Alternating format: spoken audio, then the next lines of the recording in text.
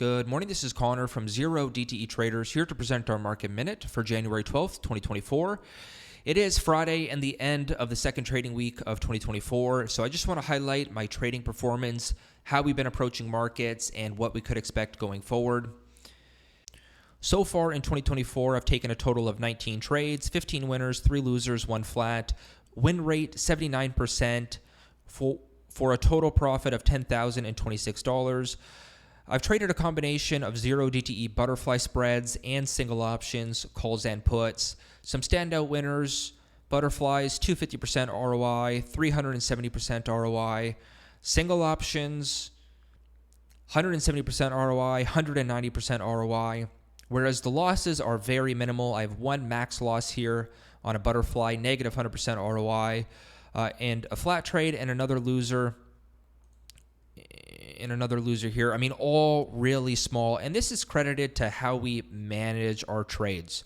So we give a lot of emphasis on the timing aspect.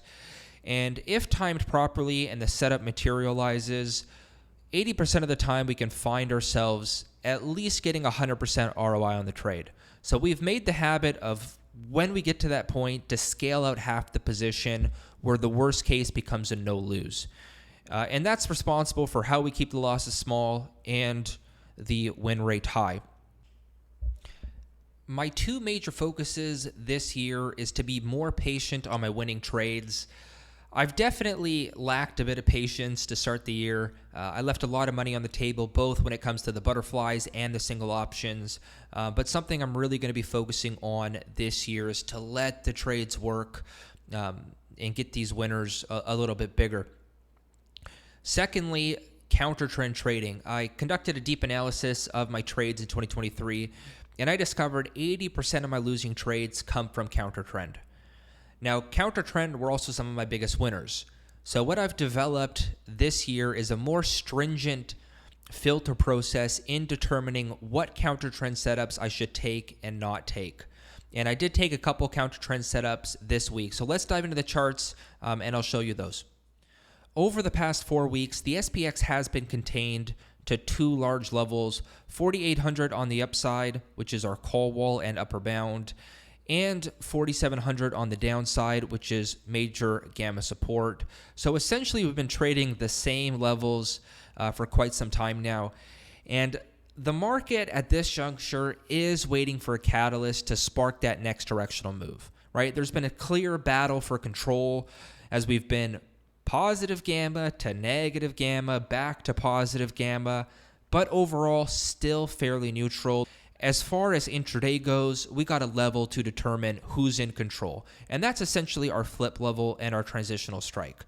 So when the SPX is trading above our flip level, we're looking at buying dips, right? That's the strategy that we're preferring, buying the dips as the path of least resistance is to the upside.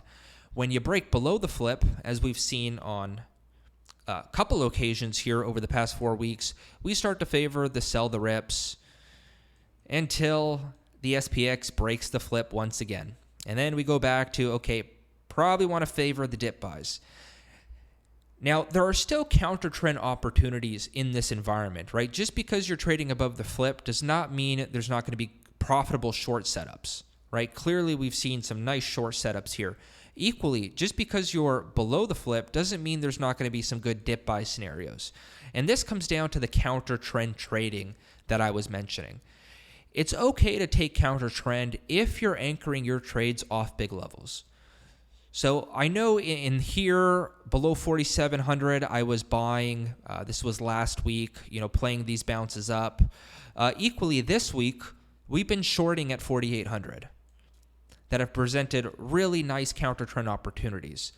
So the point is, ideally you want to be favoring the direction of the trend, right? Over time, you're going to make a lot more money that way. It's going to be minimal headaches.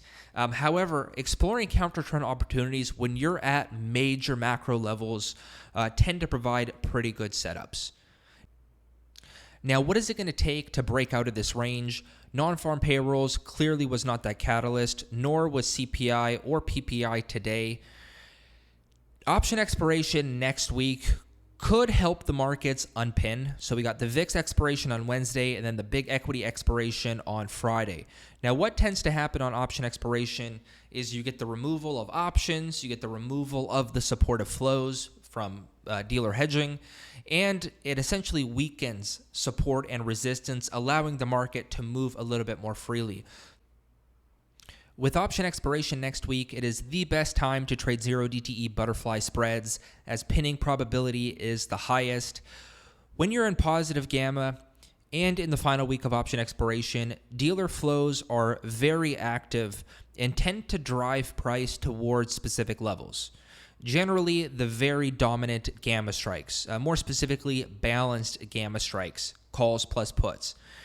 So let's look at what levels could potentially be in play on the SPX 4800. Now, 4800 is our call wall, so it is the highest call gamma, but it is also the absolute gamma strike, so calls plus puts. Therefore, this is going to have a pretty good pinning potential next week. If the markets can stay elevated, we may see a bit of a breakout next week, but I would look for potential reversion back to that 4800 handle, particularly if we don't see a whole lot of call activity overhead. On the SPY, 475 is the major pin strike, which is SPX 4765. That's something you want to keep an eye on here for pinning. It is very balanced in terms of calls plus puts. Obviously, this data is subject to change. Gamma is very sensitive, particularly in that final week of option expiration. So if the SPX is back down here at 4700, this profile may look dramatically different. All right, guys, that's all I have for you. If you're not a member and you're interested in learning more, you can visit our website at 0DTEtraders.com.